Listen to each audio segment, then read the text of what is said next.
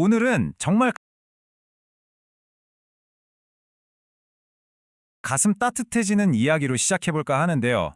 이 이야기 속에 우리 뇌 건강과 치매 예방에 대한 아주 중요한 힌트가 숨어 있습니다. 바로 이 문장이에요. 기억은 사라져도 사랑의 느낌은 남는다. 오늘 우리가 함께 살펴볼 이야기의 핵심을 관종하는 말이죠. 과거를 되찾기 위한 한 부부의 여정에서 시작됩니다. 얼마 전에 가수 퇴진아 씨가 아내분 옥경이 씨와 함께 아주 특별한 뉴욕 여행을 다녀왔어요. 이게 왜 특별하냐면 40년 전 두 분의 신혼 시절 추억이 가득한 곳들을 다시 찾아간 거거든요. 혹시라도 아내분의 기억을 되살릴 수 있을까 하는 마음에서요. 그런데 이런 사랑이 가득한 행동이요. 사실은 의학적으로도 의미가 있는 치료법이라는 거 알고 계셨나요? 태진아 씨가 옛날에 갔던 곳들을 다시 찾아간 게 바로 행복했던 과거를 떠올리게 해서 뇌에 긍정적인 신호를 주는 거잖아요.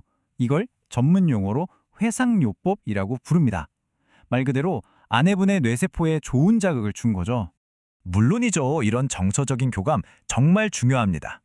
그런데 이것만으로 충분할까요? 만약에 이 따뜻한 마음에다가 뇌를 위한 체계적인 운동까지 더해준다면 훨씬 더 좋지 않을까요? 네, 바로 그겁니다. 감성적인 접근을 바탕으로 어떻게 하면 좀 더 체계적이고 논리적인 훈련을 더할 수 있을지 지금부터 한번 알아보겠습니다. 자, 화면을 보시면 딱 비교가 되죠? 뉴욕 여행이 마음을 위한 감성적 자극, 즉 회상요법이었다면 SF 미러클 암산이라는 건 두뇌 자체를 위한 체계적인 훈련이라고 볼 수 있어요. 하나는 가슴, 하나는 머리에 초점을 맞춘 거죠. SF 미러클 암산, 이름이 좀 생소하게 들릴 수도 있겠네요. 이게 대체 뭐고 어떤 원리로 뇌를 훈련시킨다는 건지 그 비밀을 한번 파헤쳐 보겠습니다. 이게 그냥 덧셈 뺄셈 하는 주사니랑은 좀 달라요. 핵심은 머릿속에 가상의 주판을 그리는 겁니다. 그리고 숫자를 그냥 숫자로 보는 게 아니라 그 주판 위에 놓인 주판할 이미지로 바꿔서 생각하는 거죠. 좌뇌랑 우뇌를 동시에 쓸 수밖에 없게 만드는 훈련법이에요. 자, 원리는 이렇습니다. 첫째, 머릿속에 주판을 상상하고요. 둘째, 숫자를 주판할 이미지로 바꿔요. 셋째, 그 이미지를 머릿속에서 움직여서 계산하는 겁니다. 이렇게 하면 좌뇌랑 우뇌가 동시에 활성화되면서 단순한 계산이 아니라 뇌 전체를 쓰는 고강도 운동이 되는 거죠. 그럼 이렇게 훈련하면 뭐가 좋아질까요? 가장 놀라운 건 뇌세포들을 연결하는 시냅스라는 게 실제로 더 튼튼해진다는 거예요.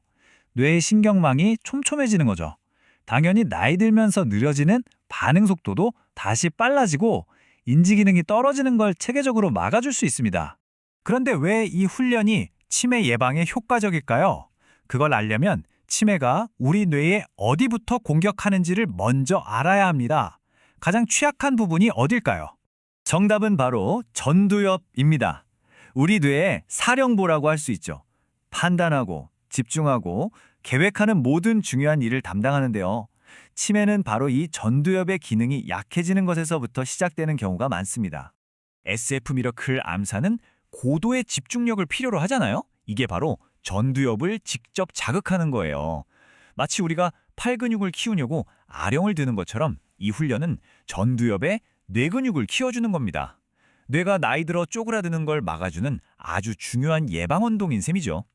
특히 중장년층에게는 필수적이라고 할 수 있겠습니다.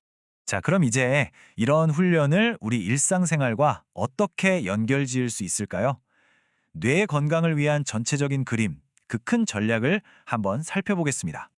뇌 건강을 지키는 데는 이렇게 세 가지 기둥이 필요합니다. 첫째, 태진아 씨 부부처럼 사랑으로 교감하는 정서적 교감.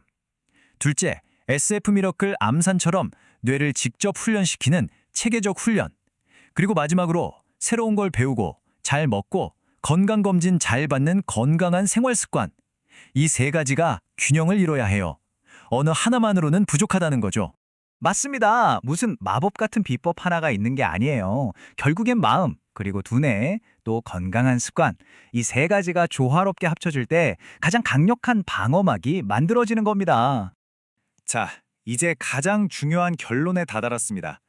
이 모든 이야기에서 우리가 꼭 기억해야 할 한 가지는 바로 적극적인 노력의 힘입니다.